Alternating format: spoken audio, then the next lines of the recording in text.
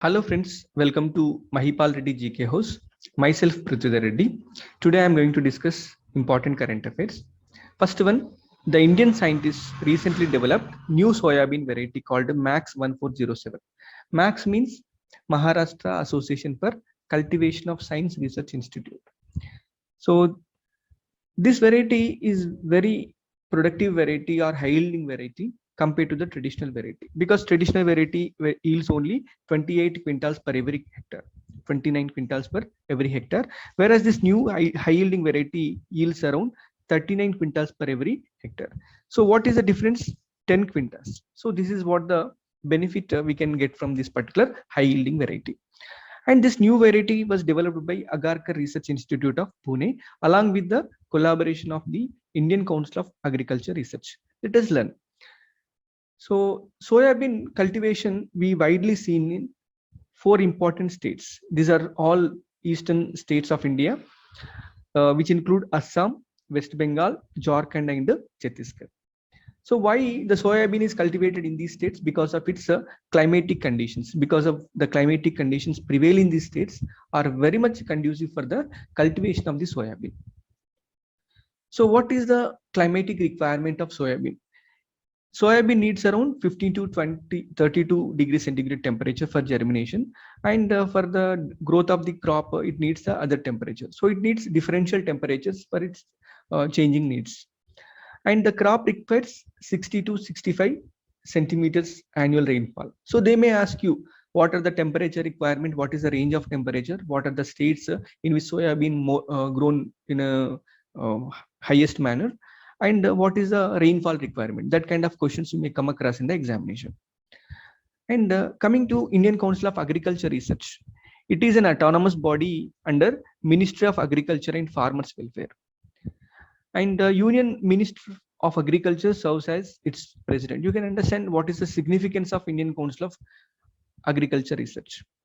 And moreover, it is the largest network of the agriculture research and education institutes in the world. So this is what the important points about ICAR. Second, coming to second most important current affair, TriFed inks MOU with the Link Fund for the Tribal Development. Link Fund is the NGO, and TriFed is an autonomous institution under the Government of India. So Tribal Cooperative Marketing Federation of India, that is called TriFed, it had entered into a memorandum of understanding with Link Fund.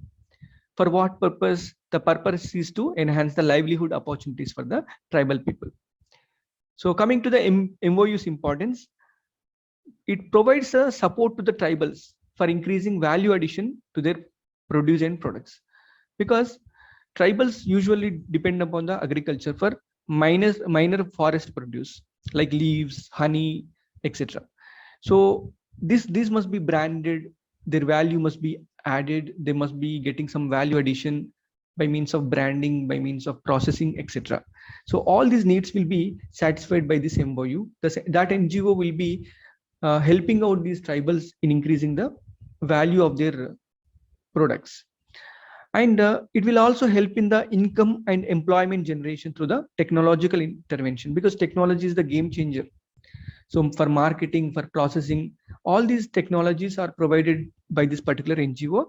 And moreover, the skill training will be done, and the craft diversification will be done. In all these efforts, the particular NGO will be helping the tribal people. And coming to TriFed, so TriFed is a nodal agency under the administrative control of the Ministry of Tribal Affairs. So let us learn few facts about TriFed. This may be very much important. This was established in the year 1987, and which is a nodal agency for the Food Corporation of India also, because it is a procurement agency for the food grains or any minor forest produce which is produced by the tribal people. And it is also implementing particular schemes. For example, two schemes are most importantly implemented by this TriFed. First one is Vandan Yojana. Vandan Yojana. So Vandan Yojana is a scheme to help out the self-help groups in the tribal areas. And Vandan Samajik Duri Jagrutika Abhiyan. Vandan Samajika Duri Jagrutika Abhiyan. So this is a scheme, or this is a kind of awareness program to create the awareness among the tribal people regarding the COVID situation. And coming to the third aspect, Union Minister Ravi Shankar Prasad represents India at a G7 Digital and Technology Ministerial meeting. So Ravi Shankar Prasad had attended this particular meeting, and this meeting is very, very important to explain India's achievement in the Digital India program. What are the strides India has achieved? And he spoke about India's efforts to bring digital inclusion, because we are seeing the rural and urban divide. Because in the urban areas you would find more facilities and technological access and more opportunities in the digital space. So government is taking measures by means of its Digital India mission in order to reduce this divide between the rural and urban areas. And the minister also shared India's views on the digital ecosystem, securing the data privacy. This is very, very important. Even Supreme Court also recognized privacy as a fundamental right in the Puttaswamy versus Union of India case. Okay. Then what is G7? G7 is intergovernmental organization. Intergovernmental. Okay. So this is an organization formed by various governments. So what are the G7 states? G7 states include Canada, Germany, Italy, France, Japan, United Kingdom, and USA. So as far as this G7 economy is concerned, it constitutes 58% of the global net worth. 58%, you can understand, and 46% of global gross domestic product. So these are nothing but it is a club of rich nations. And coming to next important current affair, that is the demise of Soli Sorabji. Soli Sorabji is a former Attorney General of India who born in 1930 in Bombay. He belongs to Parsi family, and he is a two-time AG. He worked as Attorney General for 2 times between the years 1989 to 1990. This was the first tenure for his position as Attorney General, and in the second phase 1998 to 2004. Okay, and he also received a Padma Vibhushan Award. Padma Vibhushan, second highest civilian award in the country, and he is very much a vocal supporter of the human rights. And he also appeared in very famous cases. One is Keshavanand Bharati versus Union of India case, and second one is Maneka Gandhi versus Union of India case, and third one S.R. Bommai versus Union of India case. So these are the game-changing Supreme Court verdicts, very revolutionary Supreme Court verdicts. Okay, in all these cases, he had made his representation. He had written a book, Censorship and Press in India, Censorship and Press in India, between the years 1975 to 1977. So these were the dark days of the India, because national emergency was imposed by Indira Gandhi and the people's rights were completely taken away by the government. Okay, so it describes what was the status of fundamental rights. Okay, so in this way he was very champion, a great activist for the fundamental rights of the people. And as far as this Office of Attorney General is concerned, it is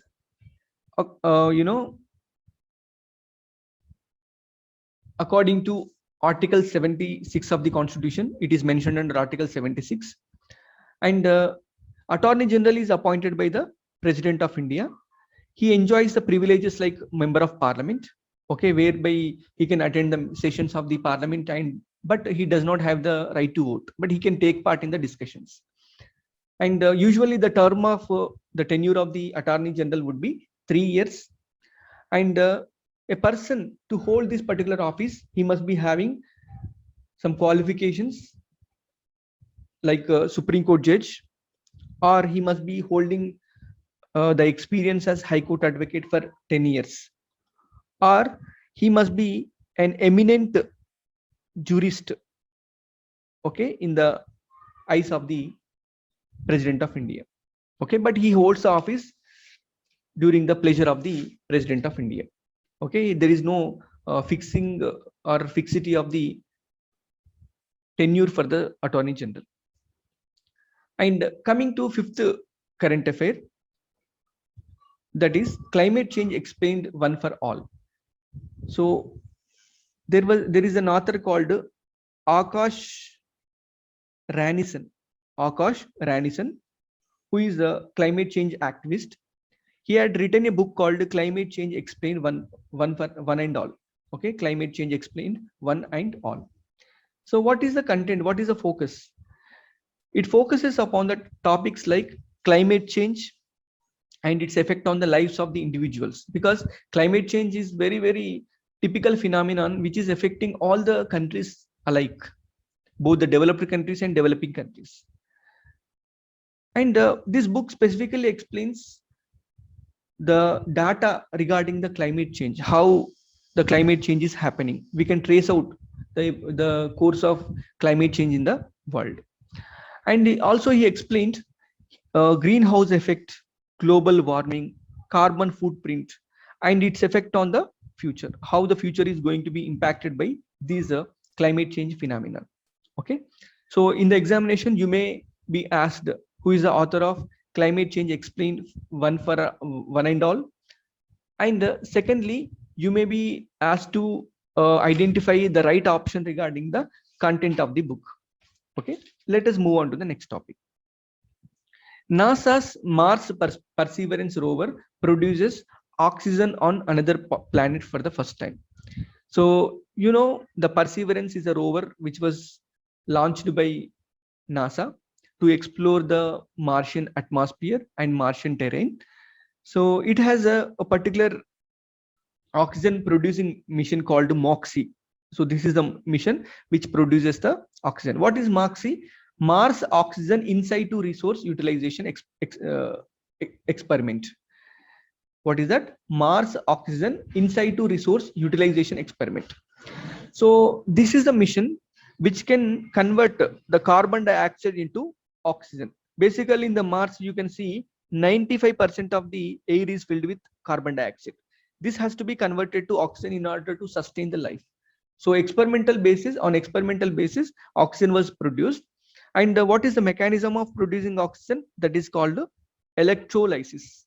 By lysing the carbon dioxide you are going to produce oxygen.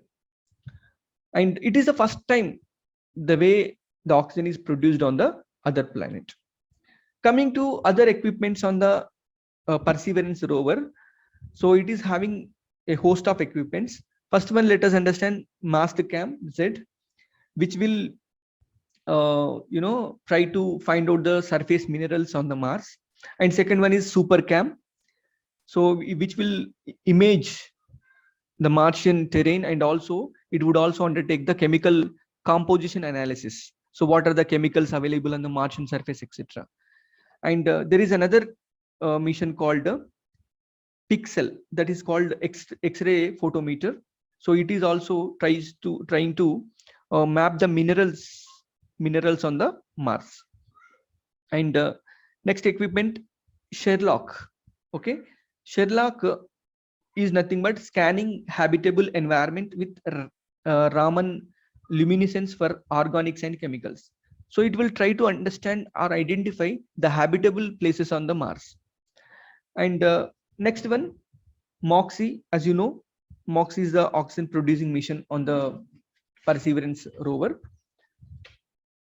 And coming to MEDA. So where is MEDA? Yes, MEDA means Mars Environmental Dynamics Analyzer. Okay, which will measure the temperature, wind speed, what is the speed of wind on the Mars, what is the direction of the wind, what is the pressure, what is the relative humidity that is there on the Mars. So these are all the basic subject matter of analysis for the equipment or instrument called MEDA. And lastly, it is, what is this? RIMFAX.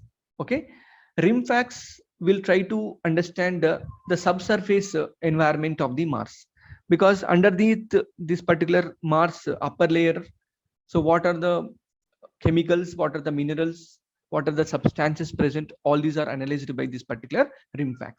So overall, on the Perseverance rover, there are 23 cameras and two microphones. So this is the factual stuff that is needed for the examination.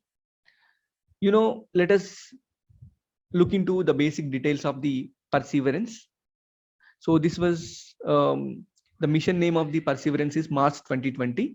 The rover name is called Perseverance. And what is the job?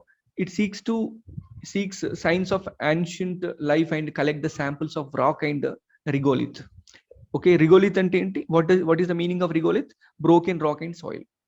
So in this way, it will try to analyze the Martian atmosphere and also Martian terrain chemical composition. So it was launched in the year July 30, 2020. So it was landed on the Mars on February 18, 2021.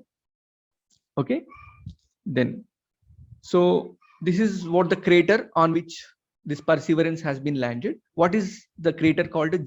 Jezero crater, which is an ancient river delta containing the rocks and minerals that could only found in the water, okay, or forming the water.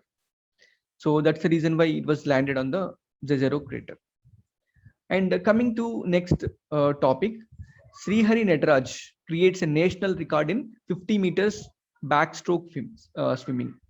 So there are open, swimming open championships that are being held in the country called Uzbekistan. Okay, so this is his third national record, because in the last 2 days he has created the record in the 100-meter backstroke swimming. So this is third record in the row. So in the 50-meter backstroke swimming. And eighth one, American astronaut pilot Michael Collin passes away.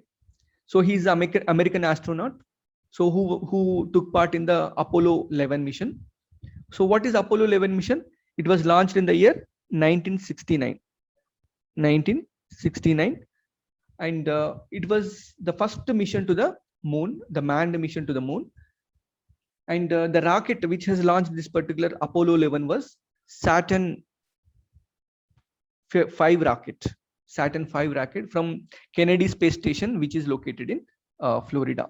So this is the factual information. They may not ask you directly about this particular American astronaut. They may ask you about this Apollo 11 mission. Okay, and so he was part of this mission, and he was the command module pilot. So what was his role in this particular mission? He was the command module pilot, and remaining two astronauts, Neil Armstrong and Buzz Aldrin, became the first human to walk on the moon. But this particular person who was handling the command module pilot, okay, command module of the Apollo 11 mission. Next, importantly, ninth topic that we are dealing is Vanita Gupta becomes first Indian American Associate Attorney General of US. She has created this record by becoming Associate Attorney General of United States of America.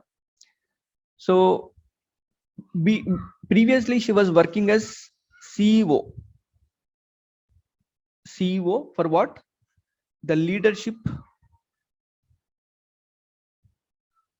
Conference on Civil and Human Rights. Okay, the Leadership Conference on Civil and Human Rights. And she is the first Indian American to serve this particular role, Indian American Associate Attorney General. And previously, even under the Obama administration also, she served as Civil Rights Division of the Justice Department. Okay, in that way, she was part of the Obama government and also Biden government. And Lastly, it is about Ayushman Bharat Divas. Actually, April 30 is considered to be Ayushman Bharat Divas to promote affordable medical facilities. So why we are celebrating this particular day? To promote affordable medical facilities in India.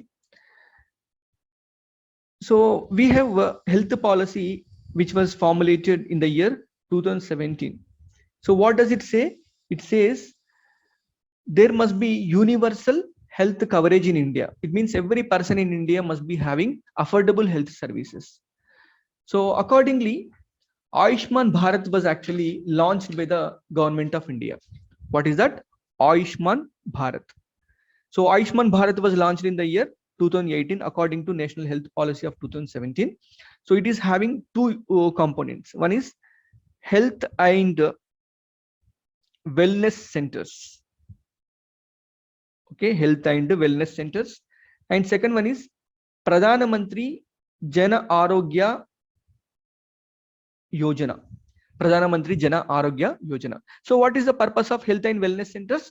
To convert 1.5 lakh primary healthcare centers into health and wellness centers. So what is the use in conversion? If you are converting PHCs into health and wellness centers means, what does it mean? It will cover lot of health issues, lot of health dimensions, which include maternal services, child health services, and also non-communicable diseases. Nowadays, these non-communicable diseases became the major threat to the human life. Previously, there was infectious diseases used to claim most of the lives of the people. Of course, the corona is changing the dynamics again, but in fact, the non-communicable diseases are also taking the sizable lives of the people. Okay, that's why these need to be addressed at the PHC level itself. Okay, this is one dimension. And also diagnostic services must also be provided under this particular health and wellness centers. And Pradhana Mantri Jana Arogya Abhiyan, this is what very revolutionary scheme again. It is the largest health insurance scheme. Largest. Why we are saying it is largest? Because it is going to cover 40% of the bottom Indian population. 40% of the bottom Indian population. That's the reason why it is claimed to be the largest health insurance scheme.